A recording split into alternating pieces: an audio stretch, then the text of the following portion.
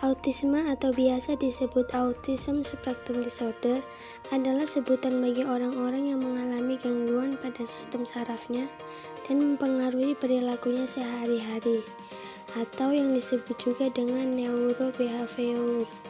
Tanda seseorang menunjukkan gejala gangguan autis biasanya dapat diamati pada tahun ketiga setelah lahir. Namun, tidak sedikit juga yang sudah mengidap autis sejak lahir.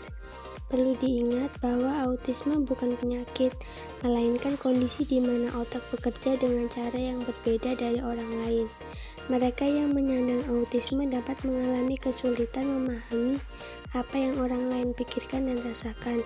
Hal ini mereka sulit untuk mengekspresikan dirinya sendiri. Apa aja sih gejala autisme? Gejala autisme digolongkan dalam dua kategori, yaitu kategori pertama. Kategori ini merujuk pada penyandang autisme dengan gangguan dalam melakukan interaksi sosial dan berkomunikasi. Gejala ini dapat meliputi masalah kepekaan terhadap lingkungan sosial dan gangguan penggunaan bahasa verbal maupun nonverbal. Kategori kedua, penyandang autisme dengan gangguan yang meliputi pola pikir, minat, dan perilaku berulang yang kaku. Contoh gerakan berulang, misalnya mengetuk-ngetuk atau meremas tangan, serta merasa kesal saat rutinitas tersebut terganggu. Umumnya, penyandang autisme cenderung memiliki masalah dalam belajar dan kondisi kejiwaan lainnya, seperti gangguan hiperaktif atau disebut juga Attention Deficit Hyperactivity Disorder, gangguan kecemasan, dan depresi. Gangguan autisme umumnya ciri ini dapat dilihat sejak usia mereka masih usia dini. 1. Mengalami masalah sosial. 2. Susah berkomunikasi.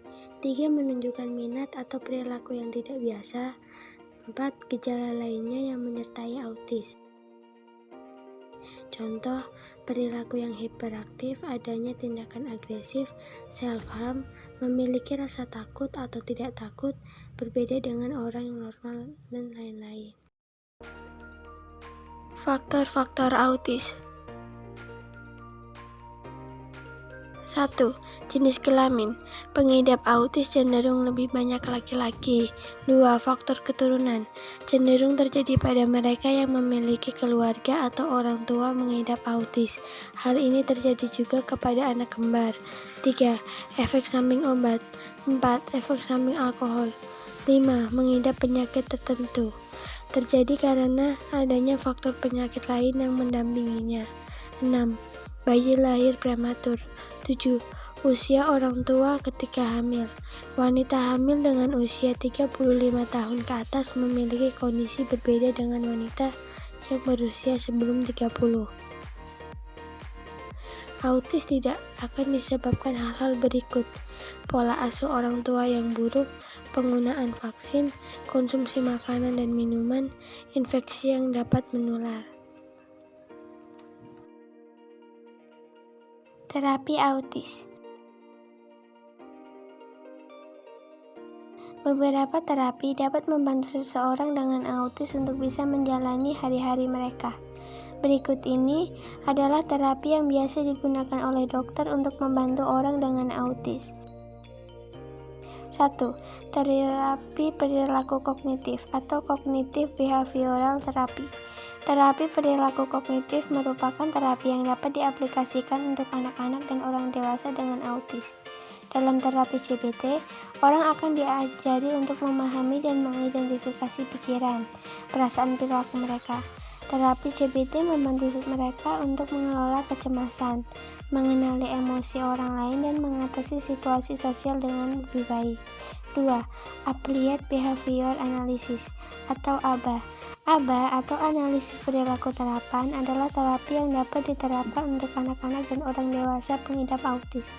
Terapi ini dirancang untuk memunculkan atau mengubah perilaku positif pada orang tersebut. Teknik yang digunakan adalah dengan menggunakan sistem penghargaan. Setiap perubahan atau perilaku positif yang muncul akan diberikan penghargaan. 3. Social Skill Training atau SST. Terapi SST bagi sebagian orang pengidap autis tidak mudah, sebab dalam terapi ini mengharuskan mereka untuk banyak berinteraksi dengan banyak orang, sedangkan tidak semua pengidap autis dapat berinteraksi dengan orang. Oleh karena itu, bagi beberapa orang autis, terapi ini adalah tantangan sulit bagi mereka ketika menjalaninya. Ambil lagi, Bang.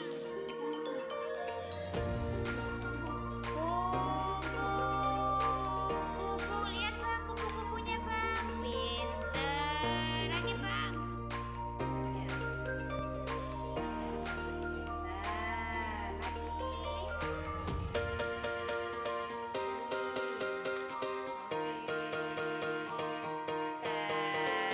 Lihat, masukkan.